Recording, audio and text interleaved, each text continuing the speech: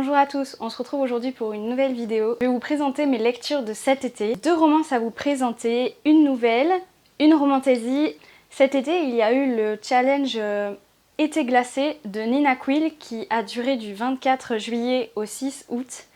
J'ai donc quelques lectures qui sont un petit peu hivernales dans le thème du challenge à vous présenter. J'ai donc lu cet été le célèbre et pas des moindres The Love Hypothesis de Ali Hazelwood, publié chez Hottville en France. C'est une lecture qu'on a vu énormément passer sur les réseaux, notamment sur BookTok. J'avais beaucoup d'attentes, donc c'est vrai que ça a été une lecture assez mitigée, mais avant de vous donner mon avis, je vais vous parler de l'histoire. Olive est une jeune doctorante en biologie qui cherche à acquérir une meilleure place dans un laboratoire afin que ses recherches soient plus poussées. Pendant ce temps, sa meilleure amie se rapproche de son ex-petite amie et aussi meilleure amie Jérémy. Olive le prend assez étrangement, surtout que sa meilleure amie arrête pas de lui poser des questions sur sa propre vie amoureuse alors qu'elle n'a qu'une chose en tête, ce sont ses recherches en biologie. Elle va donc décider de faire croire à sa meilleure amie qu'elle sort avec quelqu'un et qu'elle a le champ libre avec son ex, leur meilleur ami commun Jérémy. Olive va donc embrasser le premier garçon qu'elle va croiser dans le couloir un soir en plein milieu de la nuit dans le labo, et ce n'est autre que Adam Carlson, le grand professeur. Malgré la surprise d'Adam, il va quand même accepter de jouer le jeu avec Olive et de faire croire qu'ils sont en couple. Mais la rumeur va un petit peu s'étendre dans le labo et tout le monde va être au courant, ce qui va devenir au début un simple malentendu quiproquo, une rumeur grandissante dans tout le laboratoire de recherche. J'ai vraiment trouvé cette romance très mignonne. C'est vrai que j'en avais beaucoup d'attentes parce que le milieu scientifique c'est quelque chose qui me connaît parce que j'ai fait des études en sciences. Donc je connais très bien le milieu de la recherche et c'est un aspect quand même que j'ai apprécié dans le livre. J'ai trouvé que on était vraiment plongé dans l'ambiance scientifique, laboratoire. Malgré tout, c'est vrai que quelques termes n'étaient pas assez expliqués, et je pense que ça aurait mérité quelques petites notes en bas de page. On se rend compte un peu au fur et à mesure que Olive n'est pas totalement inconnue à Adam, et c'est ça aussi que j'ai trouvé super mignon et très beau. J'ai bien aimé aussi les personnages secondaires, mais c'est vrai que la romance tourne quand même autour de Adam et Olive. Que moi j'ai pas trouvé cet aspect long parce qu'au contraire je trouvais que chaque scène et chaque dialogue était important pour vraiment approfondir la construction des personnages et approfondir leur relation qui va vraiment en longueur, donc c'est un slow burn. En bref, c'était une bonne romance. C'était pas la romance du siècle, j'ai trouvé, c'était mignon mais sans plus. J'ai ensuite lu Un léger malentendu de Rose Mia, publié chez Hugo New Romance. C'est une autrice que je connaissais déjà car elle a écrit Noël, Avalanche et Hésitation dans la même collection Hugo New Romance Poche. C'était une romance de Noël que j'avais lue l'année dernière au coin d'un feu de cheminée en vacances et ça avait vraiment été parfait. Dans cette histoire, on va suivre Tom Harper, qui est un surfeur très célèbre, et il va avoir un accident pendant une compétition très importante également pour sa carrière. Dans cette histoire, on est plutôt autour des surfeurs qui font des très grosses compétitions de très grosses vagues. Et on va également suivre May, une jeune femme qui est étudiante en art. Mais en fait, elle a un secret, c'est qu'elle fait ses études dans le dos de ses parents et notamment de sa grand-mère qui ont beaucoup d'attentes sur son avenir et qui voient en elle une femme d'affaires comme sa grand-mère qui pourrait avoir un empire, une grosse entreprise. Mais May, ce n'est pas du tout ce qu'elle aime. Elle aime la science-fiction, elle aime dessiner et elle veut en faire son métier.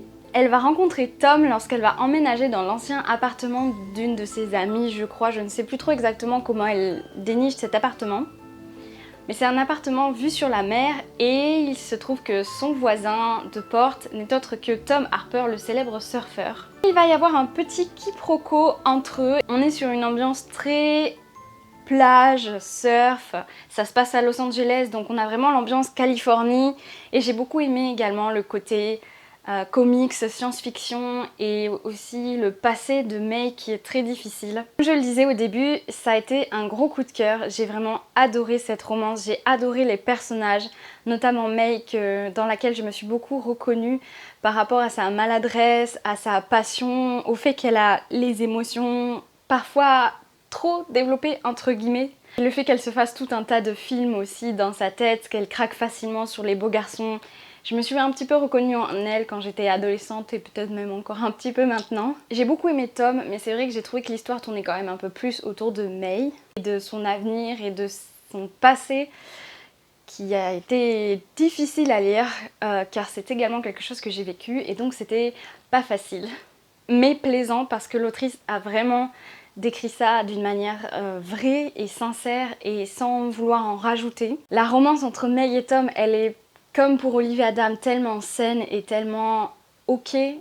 Ils se comprennent et ils ont vraiment une alchimie qu'on ressent au fil de leur amitié au début qui devient plus par la suite. Ça a vraiment été une lecture super légère, j'adore la plume de l'autrice, comme je le disais que je connaissais déjà, et je l'ai retrouvée ici, elle est tellement fluide, tellement agréable, tellement drôle aussi et tellement belle. Je vous conseille vraiment cette romance si vous aimez les romances d'été premièrement et si vous aimez les plumes qui se lisent vraiment facilement et qui sont très addictives. Maintenant je vais vous présenter la nouvelle que j'ai lue. Il s'agit de Cet hiver de Alice Oseman publiée chez Hachette. Il s'agit d'une nouvelle dans l'univers de Heartstopper. Si vous ne connaissez pas l'histoire de Heartstopper, c'est une série de romans graphiques qui a été tellement populaire aux États-Unis qu'elle a été adaptée en série Netflix. La saison 1 et 2 sont disponibles. C'est une série de romans graphiques qui tourne autour de personnages LGBT à l'adolescence. On y suit Charlie qui va rencontrer Nick qui va devenir son compagnon de table en cours. Donc ils sont dans le même lycée, le lycée Truman. C'est un lycée exclusivement de garçons et il s'avère que Charlie est gay. Mais il l'est un peu ouvertement et ça lui confère malheureusement beaucoup de remarques homophobes.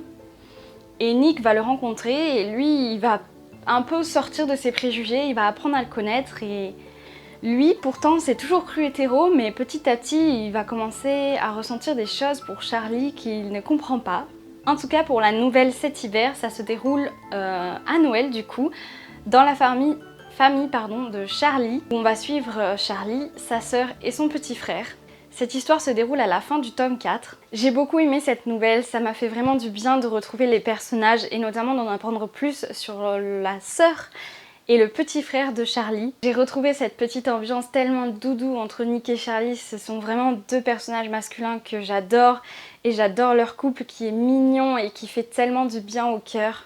Cependant, il est vrai que ça n'a pas été un coup de cœur parce que j'ai trouvé cette nouvelle sympathique et agréable, mais je n'ai pas trouvé qu'elle apportait quelque chose forcément de supplémentaire à l'histoire. Je vous présente à présent ma lecture romantasy de l'été. Il s'agit du Pont des tempêtes de Daniel L. Jensen, publié chez Brajlon. Dans cette magnifique édition collector que je possède, dont j'adore le jaspage, et je vous montre un petit peu l'intérieur. On a un magnifique dessin des personnages principaux que je trouve vraiment extrêmement beau. J'ai un petit coup de cœur pour Aren, mais je vous en parlerai après. Ensuite, ici, on a une dague qui est représentée en dorure violacée. On a la carte de l'univers qui est vraiment magnifique et gigantesque. J'adore cet univers et j'ai eu un gros coup de cœur pour lui. Je vais vous en reparler juste après. Dans cette histoire, on va y suivre Lara qui est originaire du pays Maridrina.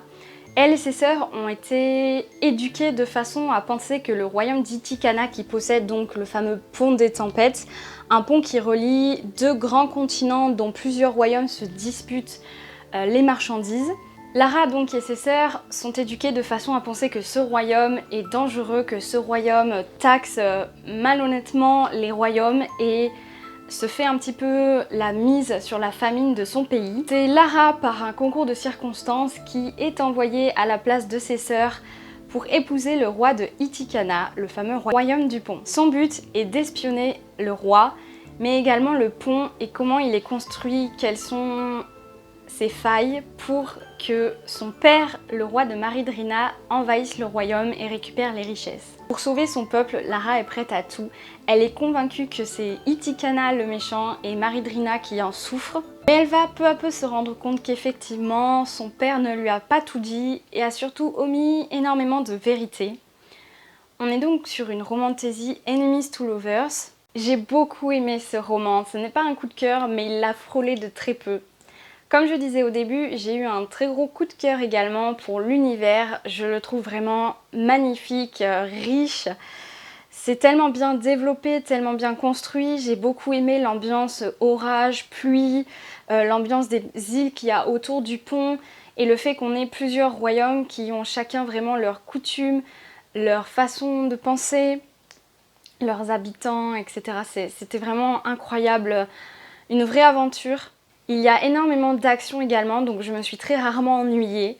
J'ai beaucoup aimé la romance entre Lara et Arène. Comme je le disais aussi, j'ai eu un gros coup de cœur pour Arène, qui est un personnage masculin comme je les aime. C'est un personnage qui est ténébreux, torturé, qui est prêt à tout pour sauver son peuple, quitte parfois à bafouer ses propres valeurs. Je me suis aussi beaucoup attachée aux personnages secondaires que j'ai trouvé très bien construits, qui ne sont pas du tout laissés de côté, et ça c'était vraiment chouette. C'est vrai que c'est un tome 1 d'un univers très riche, donc c'est très introductif, et au début j'étais un petit peu perturbée dans le sens où quand les deux personnages se rencontrent, on commence à avoir des petits rapprochements et tout, et puis d'un coup en fait la romance s'arrête, on est concentré sur l'action, sur les enjeux politiques, sur la guerre, et j'étais pas trop perdue, parfois un petit peu, mais dans l'ensemble ça allait, j'arrivais à comprendre.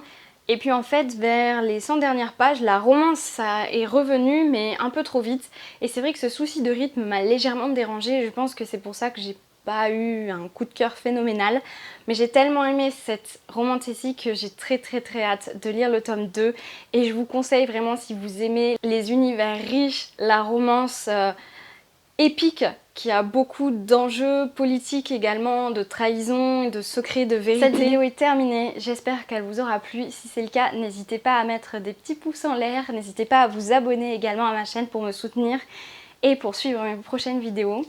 S'il y a un livre que j'ai présenté que vous avez également aimé ou non, n'hésitez pas à venir m'en parler en commentaire, ça me fera vraiment plaisir d'en parler avec vous. Je vous souhaite de très bonnes lectures, je vous dis à bientôt pour une prochaine vidéo.